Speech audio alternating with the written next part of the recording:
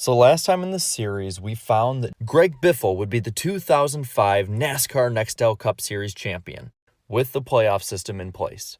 So the reasons why Jarrett's 2006 playoffs video is gone is unknown, although it's likely it was deleted probably from the YouTube copyright bot from the winter of 23-24 period.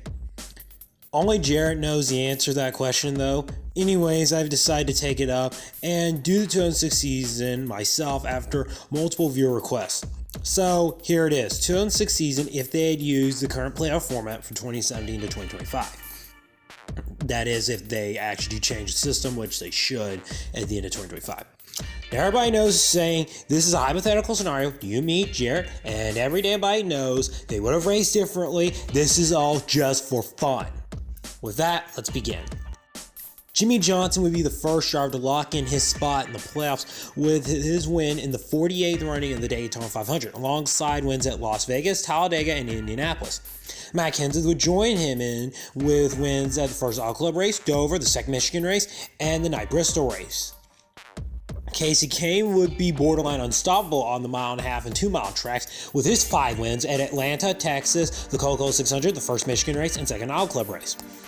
Kurt Busch's lone race win at Bristol gets him in, as does Tony Stewart's 2 wins at Martinsville and the July race at Daytona, while Kevin Harvick's 3 wins at Phoenix, Watkins Glen, the second Richmond race have him in. Fan favorite Dale Earnhardt Jr.'s lone win at the first Richmond race locks him in, as well as Greg Biffle's lone win at Darlington. Rookie sensation Denny Hamlin would get himself in by sweeping both Pocono races, while Jeff Gordon would lock himself in with wins at Sonoma and controversial win at Chicagoland. And the last driver to get a spot in the playoff field would be Kyle Busch with his win at New Hampshire. With 11 different winners, that meant there would be spots for 5 drivers open. With 11 different winners, that meant there would be 5 spots open for drivers without a win. 4 of those 5 were Jeff Burton, Mark Martin, Carl Edwards, and Ryan Newman. The last spot came down to Casey Mears and Brian Vickers. Mears had outscored Vickers in finishing points by 47, but Vickers had outscored Mears in stage points by 58. So by 11 points, Vickers gets the last spot over Mears. The round of 16 looked like this heading into races at New Hampshire, Dover, and Kansas. At New Hampshire, Kevin Harvick would go on to win the race, being the first driver to lock himself into the round of 12. Those that had good runs were Tony Stewart, Jeff Gordon, Denny Hamlin, Brian Vickers, and Jeff Burton. The 2 drivers who suffered poor runs were Jimmie Johnson and Kyle Busch, with their 38th and 39th place runs respectively. The points looked like this heading into Dover. Johnson was now only 2 points above the cut line, while Greg Biffle and Kurt Busch were tied on points, with Biffle getting tiebreaker over finishing position. Ryan Vickers had scored 47 points for finishing position and scoring the second most stage points. At Dover, Jeff Burton would break an almost 5-year-long winless drought with his win. Those that had good runs were Carl Edwards, Kurt Busch, Jeff Gordon, and Greg Biffle. Those that suffered poor runs were Brian Vickers, Tony Stewart, Kasey Kahne, and Kyle Busch. Again. The points looked like this heading into the cutoff race at Kansas. Gordon and Kenseth both were pretty much locked into the round of 12 on points, so it really was 8 spots for 12 drivers. Kyle Busch was virtually in a must-win situation, a win that never came despite scoring almost 50 points and was thus eliminated.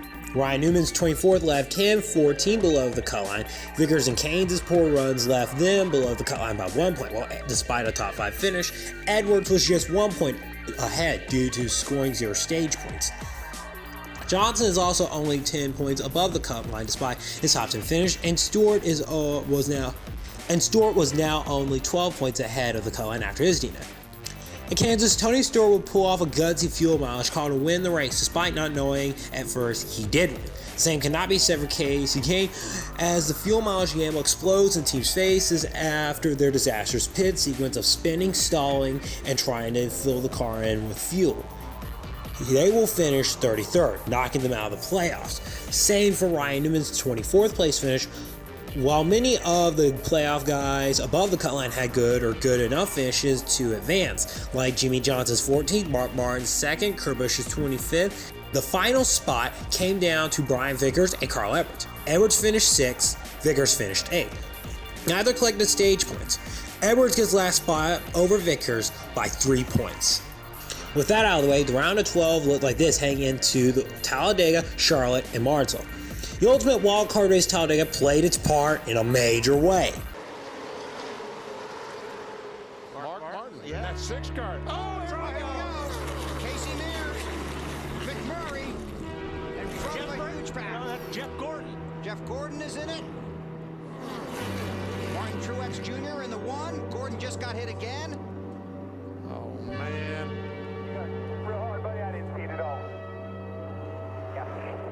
I guess Junior's back there in the middle of that too, wasn't he? Yes.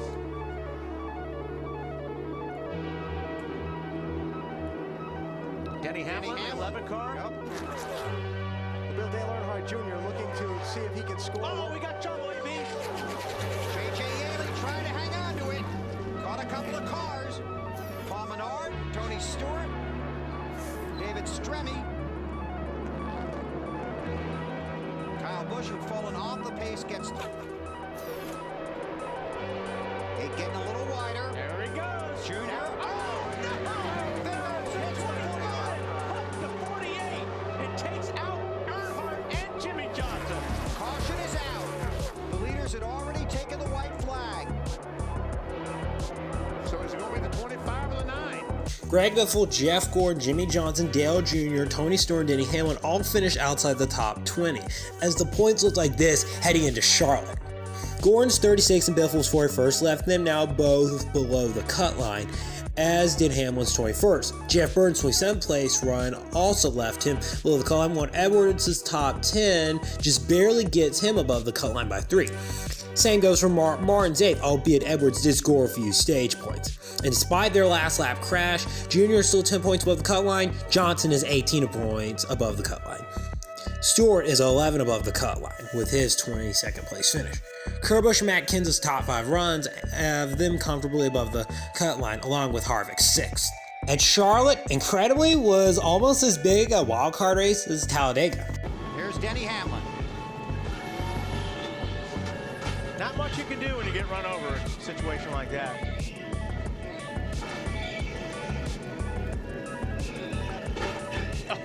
He still get run into. Yeah. Trouble on the backstretch. Oh, my goodness. Sorensen with a hard crash. There's Kurt Busch in the 2. That Sorensen nailed that inside wall extremely hard. See a little bit of, I thought it was some left. Anything? Tree the last time by, you see his teammates pushing. We've got a crash. Ooh, hard. Mark Martin hard in the wall. Robbie Gordon involved. Yaley involved. Oh, man.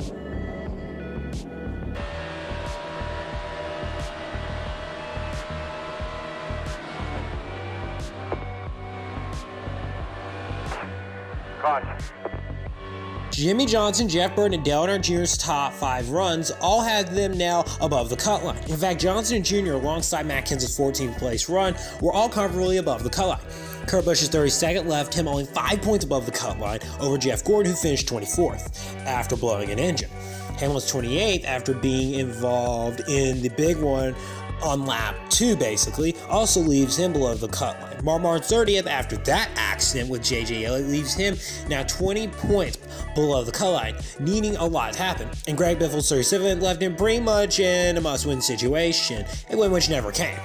I also haven't mentioned yet, but the winners of the last 2 races are Brian Vickers and Casey King, the first 2 drivers who were out of the playoffs in 13 to 14. This system fucking sucks. At the cutoff race at Martinsville, Jimmy Johnson would lock himself in with his win and become the first driver to officially get in with a win. A second place run for Hamlin means he's into the round of 8. Same goes for Jeff Gordon and Tony Stewart with their top 5 runs. Meanwhile, Jeff Burton's 42nd place finish in an engine failure finish will have him get knocked out of the round of 12. Martin would also come up short with his 24th place finish, meaning the final spot came down once again to Carl Edwards, this time versus Kurt Busch. Edwards finished 12th, Kurt Busch finished 27th, and oh, what the hell, it literally was by 25 points, so that's what did it. Stage points did nothing in this instance. Edwards is the last driver in the round of 8. The points looked like this heading into the round of 8 races at Atlanta, Texas, and Phoenix. At Atlanta, Tony Stewart would dominate to lock in the first spot in the championship 4. 7 of the 8 playoff drivers finished in the top 8. The only driver who didn't was Kevin Harvick with his 31st place finish. The points looked like this heading into Texas, as Carl Edwards' lack of bonus points shows here, as he is still 7th, 25 points below the cut line. Harvick's 31st leaves him 26 below the cut line, and Hamlin's lack of bonus points and his 8th left him below the cut line despite a 3rd place finish. Dale Earnhardt Jr. is still 2 points below the cut line as well. And despite a 3rd place finish, Dale Earnhardt Jr. is still 2 points below the cut line, while Jeff Gordon is just 2 points above the cut line with his 6th place finish. At Texas, Tony Stewart went back-to-back as he would win again, meaning 2 spots were going to be open for points. The entire playoff field finished inside the top 15, the lowest being Carl Edwards in 15. The points looked like this heading into the cutoff race at Phoenix. Johnson is the only driver who's comfortably in and will likely have the first spot in on points. Carl Edwards and Dean Hamlin are immortal at must-win territory. Kevin Harvick is not there yet, but will need many things to happen to get in on points. And after strong top 10 runs and many stage points, Jeff Gordon and Dale Earnhardt Jr. have caught Matt Kenseth after his 12th place finish and no stage points runs. Kenseth was just 6 points above the cut line, Gordon was just 5 points above the cut line, and Jr. was just 3 points below the cut line. At Phoenix, Kevin Harvick would do Kevin Harvick things and win to lock in his spot in the Championship 4. All the playoff drivers once again finished in the top 15. That would virtually eliminate Edwards and Hamlin. Johnson's 3rd second place finish would officially lock in his spot in the Championship 4. Matt Kenseth's 13th and gaining no stage points would actually get him eliminated as well. The final spot came down to Jeff Gordon and Dale Earnhardt Jr. Gordon finished 4th, Jr. finished 9th.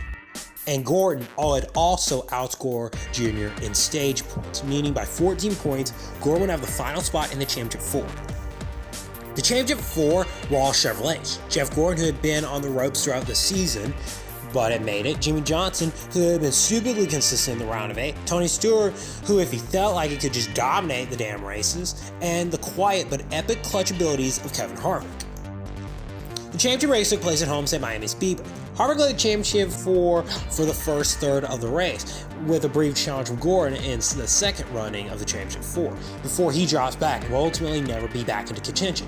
Johnson comes from the back and will actually get past Harvick to lead all contenders, while Stewart was never once a contender in this race. A mistake on his pit stop, close to halfway, causes Johnson to lose many spots on pit road, including to Harvick. Johnson would play catch up to Harvick and would get back in front of him as the two trade the championship lead back and forth. With 21 to go, Johnson was stalking Harvick again when a caution came out. The entire field pitted and Johnson came out 6th, leading the championship. Harvick was 12th. Another caution came out of the restarters while Pablo Montoya would damn near blow his back out from the wall after his crash. After the cleanup is complete, we restart with about 10 to go, and Harvick goes after Johnson. And he's got his back with just a few laps to go. Had it. Ah, look out. Jeff's car just has not been that good today. 8 to go. So Jimmy will let Harvick go. Yeah, he's not gonna race anybody in these last 10 laps. Smart drivers, they're by 3. He's in 8th, 13th or better, clinches. Harvick would take the lead in the championship again, but another caution comes out with 5 to go. Johnson has one more chance to get around Harvick on the final restart. Hamlin, that's going to help Biffle out a great deal as he battles with Casey Kane. Oh! Boy, it sure looked like Hamlin got loose down there. Truex is going to take that spot away, and he's working on second. Truex and Kane. That's for second behind Greg Biffle. And Truex can see the leader directly in front of him, but does he have enough time? Looking for his first ever Nextel Cup Series win. Last lap of the season. Jimmy Johnson in the 48 car, closing in on the championship. Biffle looking for the win. Truex trying to play spoiler up front. Don't think Truex is going to have enough. Biffle got a really great restart. Too many car lengths. Biffle going for 3 in a row. Through 3 and 4 for the final time. Coming to the finish line. Greg Biffle goes 3 in a row at Homestead. Kevin Harvick would officially win the 2006 NASCAR Cup Series Championship under the playoff format. his first championship on this format. Fun fact, I knew that this was the case going in, but I was wondering if this would actually, change, since there are some things with the stages that have changed. Of the top 10 drivers in the chase for the Cup in the 2006 season, 8 of the 10 finished in the top 10. Here, the only 2 drivers who finished outside the top 10 were Mark Martin and Kyle Busch, while Tony Stewart and Carl Edwards jumped into the top 10. Dale Earnhardt Jr. also had a 10.6 average in stage points throughout the playoffs. Ryan Newman would end up having the worst points per race average of the playoff field with a 15.8 points, while also having the lowest points in the real 2006 standings season where he finished in the real standings, 18.